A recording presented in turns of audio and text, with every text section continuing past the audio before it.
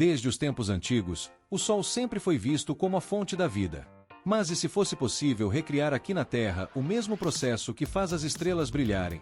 Esse é o objetivo da chamada fusão nuclear controlada, popularmente conhecida como Sol artificial. As usinas nucleares atuais utilizam um processo de fissão nuclear. Neste processo, a energia é obtida quebrando átomos pesados de urânio. Já a fusão busca unir núcleos leves de hidrogênio, chamados deutério e trítio, formando um núcleo mais estável e liberando uma grande quantidade de energia. Na fissão, apesar de gerar muita energia, o combustível é limitado e o processo deixa para trás toneladas de resíduos radioativos, e ainda carrega riscos de acidentes graves, como em Chernobyl. Já a fusão, em teoria, seria quase o oposto. O combustível é abundante, basicamente hidrogênio, que pode ser obtido até da água do mar, e o processo não gera resíduos radioativos de longa duração.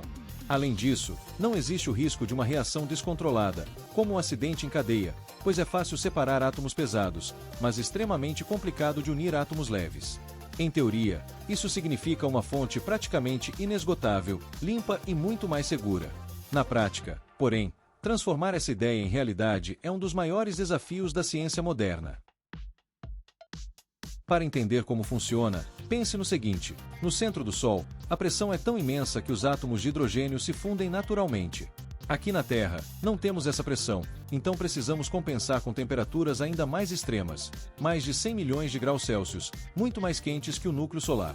Nessas condições, o combustível, geralmente uma mistura de deutério e trítio, se transforma em plasma, um estado tão energético que os elétrons se separam dos núcleos, e é nesse plasma superquente que a fusão nuclear acontece.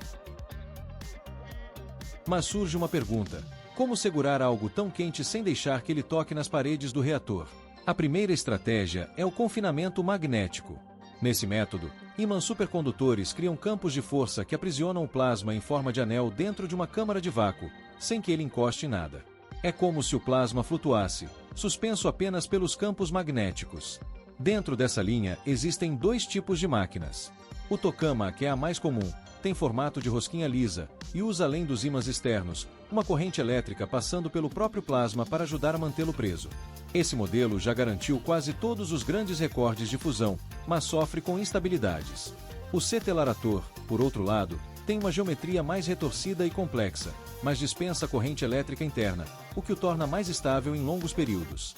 A desvantagem é a enorme dificuldade e custo de construção. Para visualizar melhor, vale olhar alguns exemplos. O ITER, em construção na França, será o maior tokamak do mundo, e tem a meta de provar que é possível gerar 10 vezes mais energia no plasma do que a energia injetada, um marco ainda não alcançado. Já o Keystar, na Coreia do Sul, é um tokamak que estabeleceu recordes, mantendo o plasma a 100 milhões de graus por quase 1 minuto. Agora, indo para o lado dos cetelarators, o W7X, na Alemanha, vem se destacando por sua capacidade de operar de forma estável por longos períodos, algo fundamental para reatores do futuro. A segunda estratégia segue um caminho completamente diferente: o confinamento inercial. Nesse caso, em vez de campos magnéticos, o plasma é criado comprimindo minúsculas cápsulas de combustível com lasers extremamente potentes. Quando esses feixes de luz atingem a cápsula ao mesmo tempo, a pressão é tão intensa que os núcleos se fundem. O maior exemplo desse método é o NIF, nos Estados Unidos, que em 2022 fez história ao alcançar a chamada ignição. Pela primeira vez, o combustível utilizado liberou mais energia do que recebeu, mostrando que a fusão pode realmente ser uma fonte viável de energia no futuro. Quando pensamos em como construir uma máquina dessas, o nível de engenharia impressiona. O coração é o vaso de vácuo, uma câmara em forma de rosquinha onde o plasma fica confinado. Ao redor, estão os enormes ímãs supercondutores, resfriados a temperaturas próximas do zero absoluto para criar os campos magnéticos. O plasma precisa de calor extra, que é fornecido por feixes de átomos neutros e ondas de rádio. E para lidar com o excesso de calor e partículas indesejadas, existe o divertor, que funciona como um exaustor do sistema. Mas não é só o calor que preocupa. O combustível também precisa ser garantido. Um dos principais elementos usados é o trítio, que é raro na natureza. Para resolver isso, os tokamaks usam o chamado Breeding Blank, uma camada especial com lítio que, durante a própria reação, consegue gerar trítio novo. Assim, o reator pode se abastecer enquanto funciona, fechando o ciclo de combustível. Seguindo para a etapa de ligar o reator para a fusão. A primeira coisa a ser feita é preparar a câmara em vácuo. Depois, o plasma é aceso e aquecido até chegar a temperaturas de fusão. O objetivo é alcançar o chamado H-Mode, um regime mais estável em que a energia é melhor confinada. Durante o pulso, os sistemas precisam manter tudo em equilíbrio: combustível, calor e campos magnéticos.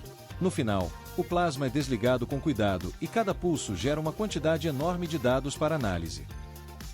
Apesar da fusão já ser possível com a tecnologia atual, ainda restam grandes desafios, como a necessidade de desenvolver materiais capazes de resistir ao bombardeio de nêutrons de altíssima energia, aprender a lidar com calor equivalente a gigawatts térmicos concentrados em pequenas áreas e, principalmente, obter um ganho de energia real em escala de usina. O objetivo é que dentro de algumas décadas, seja possível ver os primeiros protótipos de usinas de fusão fornecendo eletricidade à população em larga escala.